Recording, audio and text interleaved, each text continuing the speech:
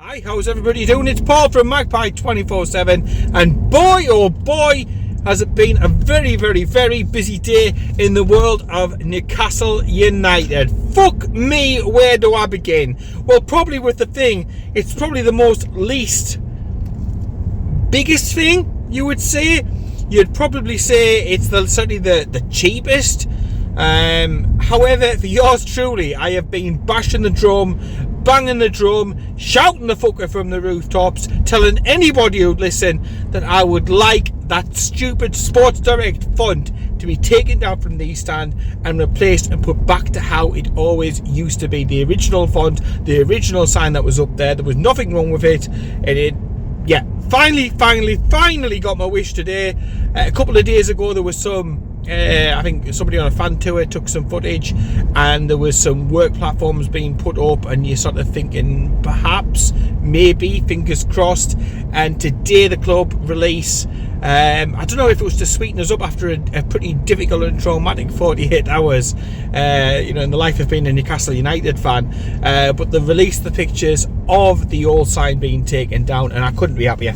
It's the last little remnants of that disgusting, dirty, fucking sham of an owner, Mike Ashley. It's the last remnants of that man in our stadium. The effect, Sports Direct Arena, changing the lettering, literally covering every fucking square inch with some of his tap brand. It is the last remnants of that being removed, being ripped out of the stadium. And I'm all for it. I am literally all for it now. This isn't a major signing. This isn't, a player being kept. This isn't even a sponsorship deal or nothing major like that. But honestly, I cannot tell you how pleased that I am that has been taken down and they are putting it back to how it used to be.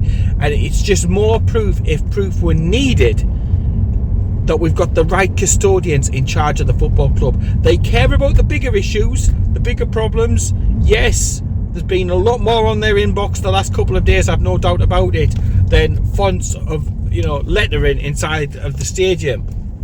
However, the mark of them is that they are tackling the issues, they are tackling the problems, whether they are big, medium or small.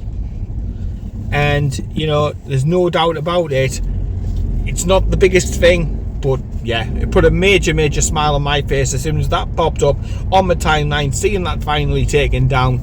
And I'm like, yeah, absolutely brilliant. Thumbs up from me. Can't wait to see the finished project, the finished work inside the ground. Hopefully there's been some decent amount of stuff that's been done over the close season. It's always nice to come back, isn't it, when they've changed some things, improved some things. New PA system in parts of the ground. Some of the signage is supposedly changed. They're working on the improving the Wi-Fi and the connectivity, which is good for the likes of half time and stuff like that, and before the match when you're trying to get team sheets up and see who's on the bench and all that sort of thing. So massive thumbs up that they are again not just looking at one aspect of the club. They're not taking the eyes off the ball at all, and they are trying to fix many things and keep many plates spinning around. And that is why, for me, I just know that they are the right custodians for the football club, because it is even looking at the small details. You care. You want to put things right. That place is sacred as far as I'm concerned. St James's Park, the cathedral on the hill. So the fact that they are taking the time to put things right, to put the right things in place, is absolutely fantastic. And like I say, it's a massive thumbs up for me. I was trying to explain this to the missus. I don't think she particularly got it. I think she's probably rightfully so, probably sick about all my whinging about the fucking England performances with Captain Bastard Cautious. But I was trying to explain this one to her, and I just said it's just not right. I said I know it's only a change of font.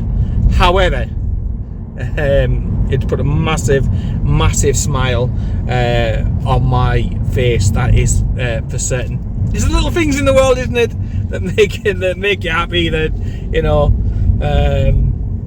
yeah. So happy with that one. most definitely. Now, it hasn't all been plain sailing over the past couple of days. There has been some ups and downs. There has been good news and bad news, and complications and lack of information, and so on and so forth.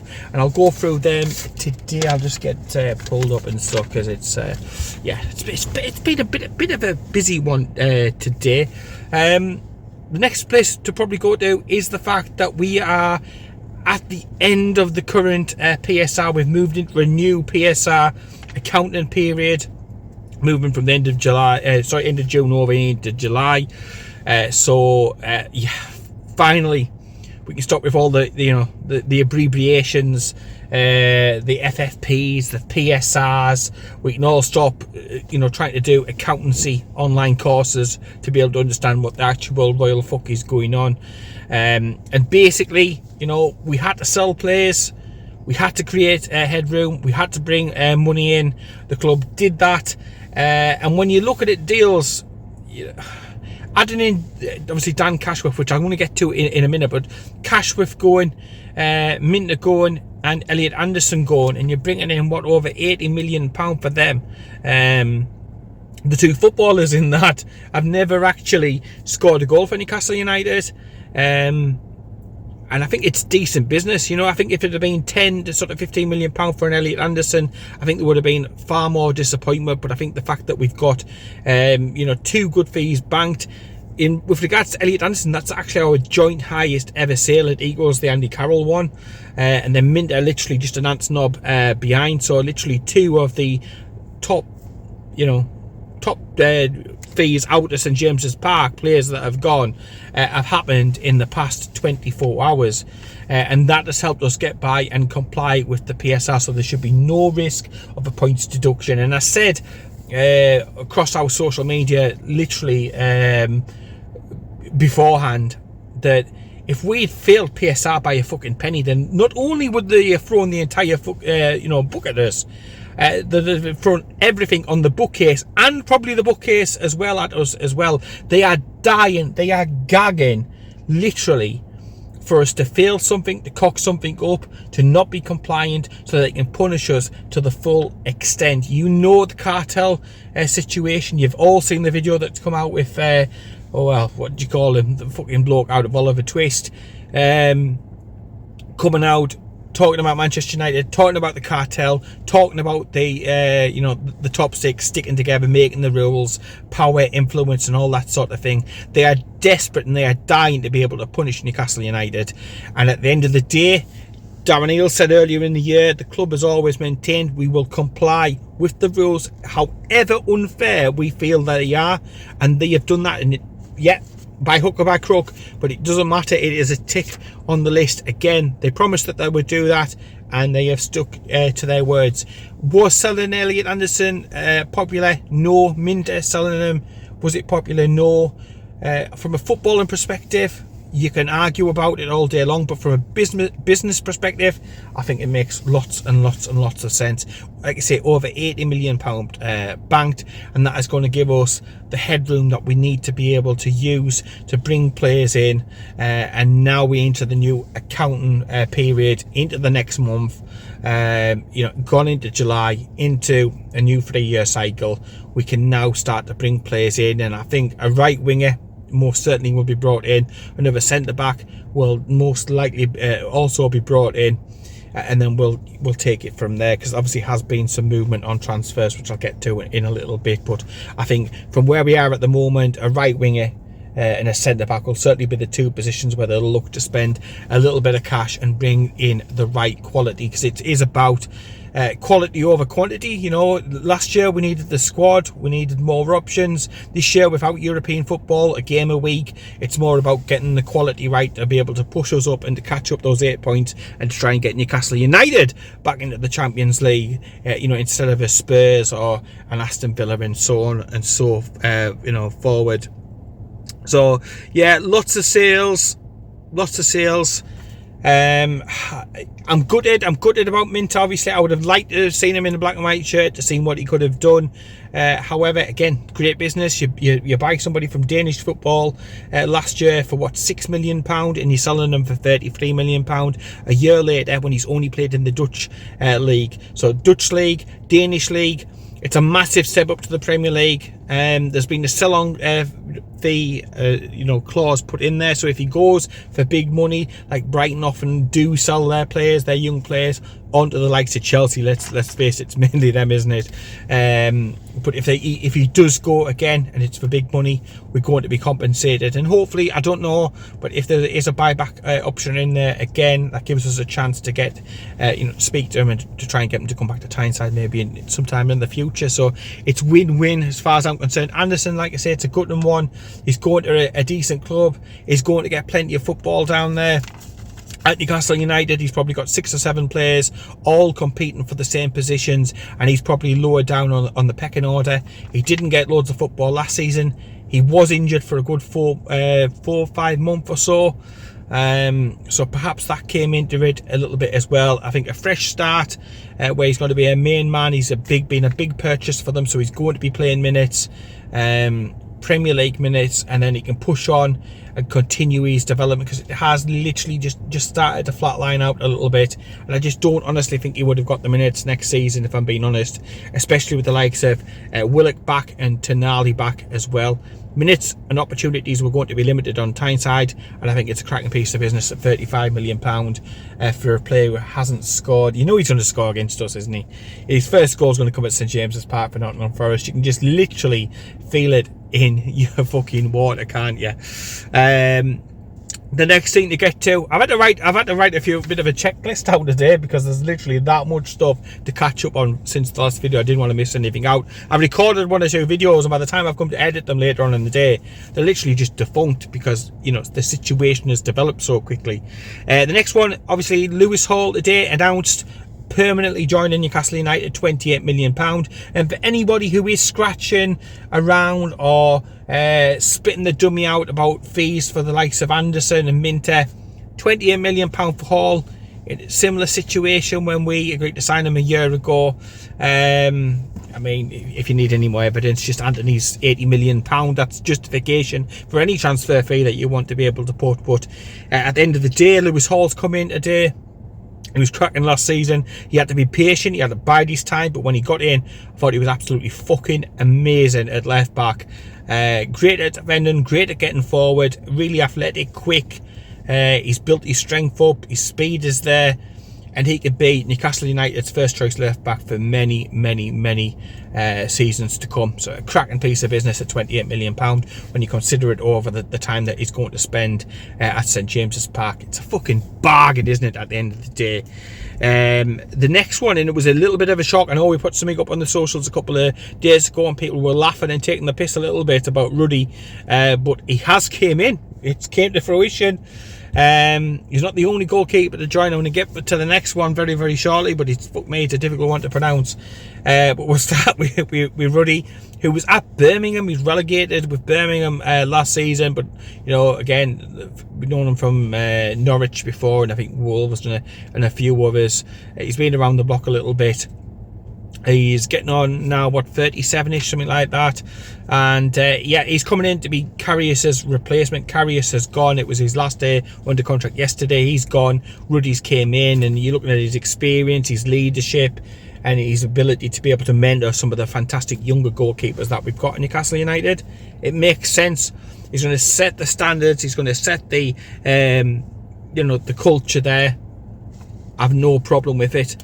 Third choice goalkeeper, you would say. So a surprise, yes, but it ticks the box. And when you think about it again on a free transfer, it makes a lot of sense. The next one, we're obviously brought in a separate deal totally to the Elliot Anderson one, but oh my word, how do you even say this? Odysseys. Yeah, Odysseys. We'll give a call by his first name. He's came in from Nottingham Forest. Now, look, he's played about 5 times, but he has played second fiddle to Matt Sells. That's a little bit of a worry, but You know, he was absolutely fantastic, wasn't he, when he was over in Portugal? So I've no issues with him coming in. He's going to be second choice to Nick Pope. It's all changed, isn't it, in the goalkeeping department. Dubravka obviously was playing against England last night, is expected to complete the transfer away from Tyneside this summer.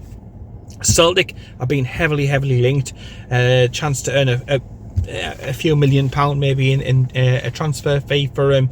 Dubravka deserves to go to be number one somewhere, so again I have no problem, no issues with that. So that's two goalkeepers in obviously over last night, because a lot of these deals were being announced in the early hours of the morning, and I was like, spending it at the missus, you know, Newcastle United stuff's happening here. It's like 1, 2, 3 o'clock in the morning and you're on the case. Two keepers in, potentially one keeper going out in Dubravka. One, we knew the one, Karius, we knew the writing was on the wall a little bit ago, didn't we? So that's not a surprise. And like I said, Dubravka, he's going to be next, he's going to be gone. I know a lot of people will pull Dubravka for the situation with the Manchester United loan, but you know, by and large, he's been a good servant to the club. Always tried his best.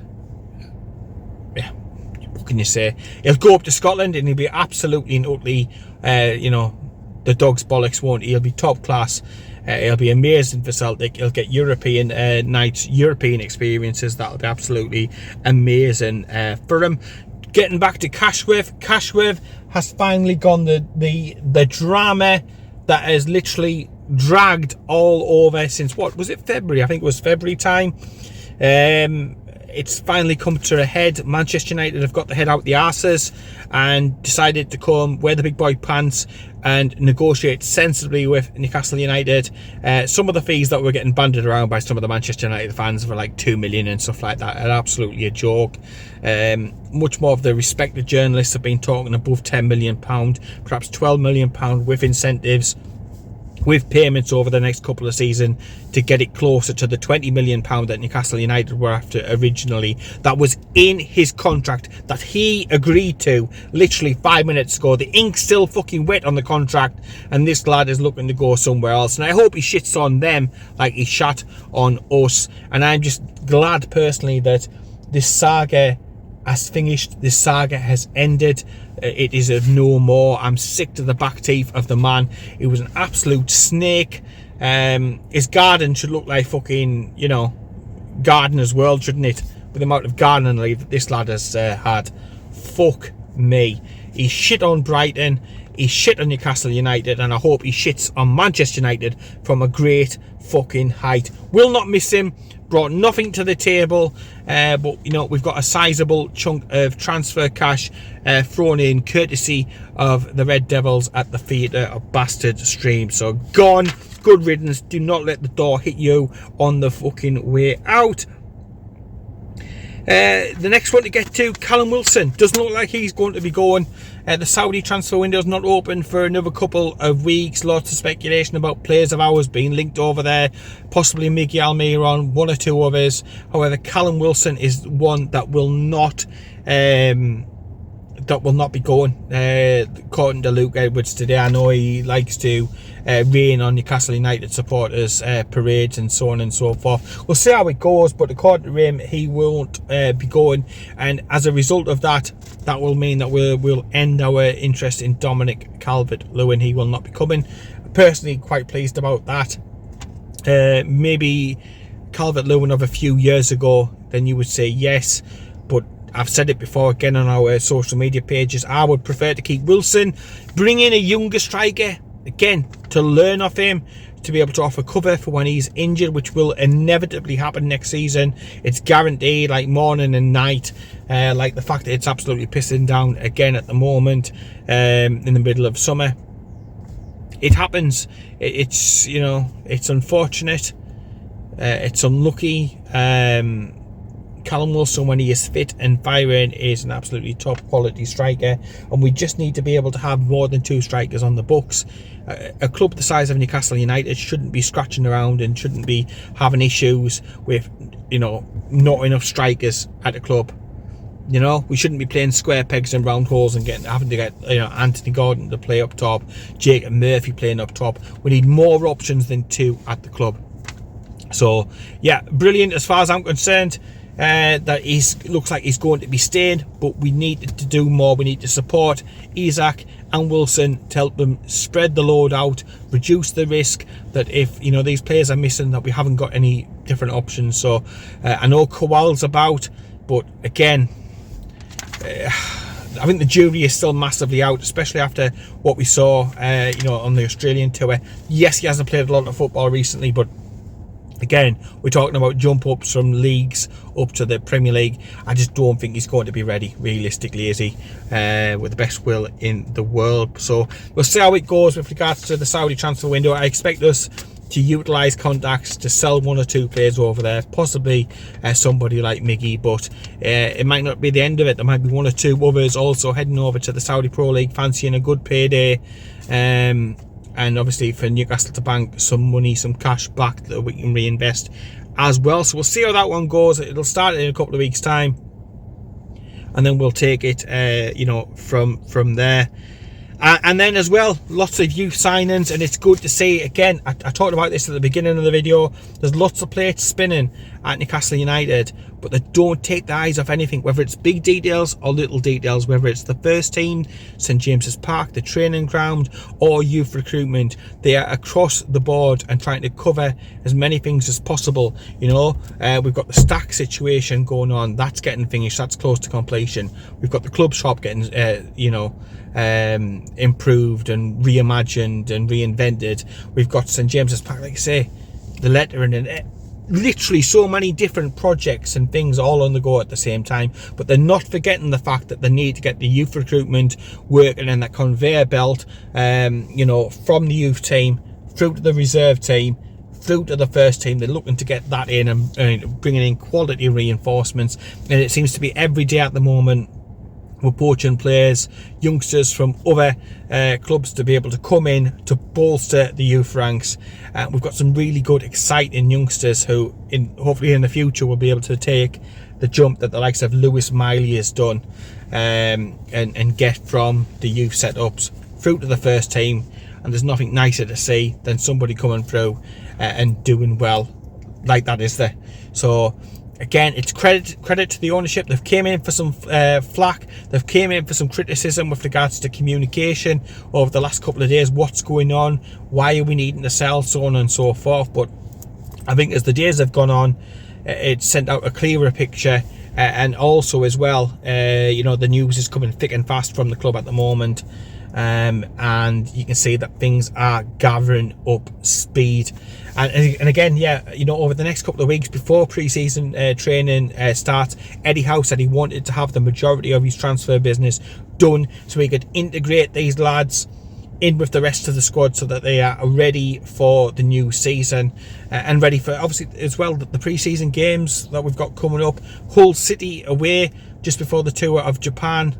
They've got the you know, the timeout training in Germany coming up, and rumours about some behind closed doors friendlies, because we can use Tonali in that situation. Tonali can't play in games in stadiums with fans paying to watch the games. It's a stupid rule as far as I'm concerned. It's a friendly. Anybody should be able to play, but he can't. But behind closed doors games, there's a chance for him to be able to play in those games, and it's about building them up and getting them ready now, because it isn't too long before we've got Sandro Tonali back into the fold, and that's fantastic to see. It's also fantastic as well to see the likes of Joe Willock as well, isn't it? Again, after an injury-ravaged season where we've barely seen him last season, to see him coming back is great. And again, it's probably one of the reasons why, you know, we've moved on Elliot Anderson. You know, we've got there's only so many there's only so many players that you can have on the books, and you've got to be fair to the lads as well. At the end of the day, you know, you want them to get the opportunity, and if you know, if all these players are coming back, yeah, Elliot Anderson is going to be further down the pecking order than a Willock at the end of the day, you know. So you can understand why the club have done what they have done. And then again, on top of that, you know, we've got a lot of good quality youngsters in the youth team, in the reserve team, and you've got to give them the opportunity to be able to step up into the first team, and they've got to have that path laid out for them from where they are to the first team. So it's important that there isn't anything sort of clogging that system up, unfortunately. Bit gutted that we've lost Anderson, I'm not gonna lie. You know, a local lad with plenty of promise.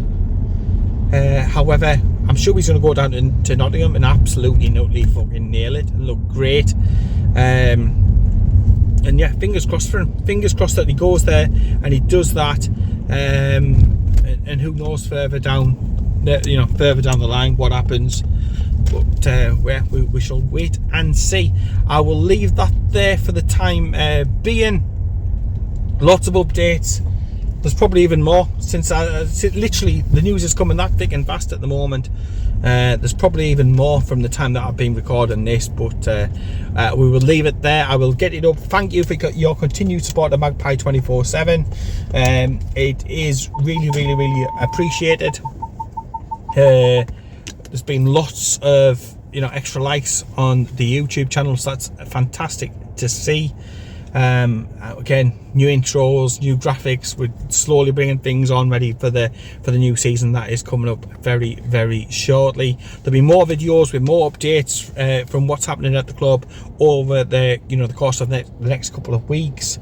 And then as the lads come back to pre-season, we start looking at some pre-season games. Cannot wait. And then the new season will be in there. Seats sorted, tickets sorted. Cannot fucking wait for the new campaign. But yeah, let me know down below what you think about everything that I've just gone over. So that's the players leaving, the players coming in, and again, PSR. Interested to get your comments on that one. It's just another control mechanism by the cartel to keep clubs in their place and not to get too big for the boots. And it's all about that power and control. It's got nothing to do with, you know, being sustainable. It's got nothing to do with fairness. It's got everything to do with the rotten core that is running the football in this country at the moment. It's as simple as that. That's perhaps a video to do another time, but yeah, just wanted to focus on Newcastle United and what was going on at the moment, and fingers crossed we get some communication off the club, I think, as well shortly, and I think there will be, because I think the last time that anybody spoke from the club, apart from Eddie Howe of course, will be Darren Eales back in January when the financials come out. So yeah, let me know down below what you think about everything. Elliot Anderson going out, Minter going out. Are you gutted, or do you see the business side of it? Because from a business side, I think it's cracking. Football side, your football brain, you can sit there and head scratch and stuff, but you know, and again, the lettering, the small details. What do you think about, you know, the people running the club, the decisions that they're making, and you know, all the multitude of different things that are going off? You know, the fan zone looks really good, and that's coming together. That's going to be ready, I think, before the Cellar Cup, the club shop, and so on and so forth. Let me know down below in the comments. Thank you if you stuck all the way through the video. It has been a bit of a long one, but there's been a lot to cover in the video. And in the meantime, take care, keep it tuned. I'll speak to you later.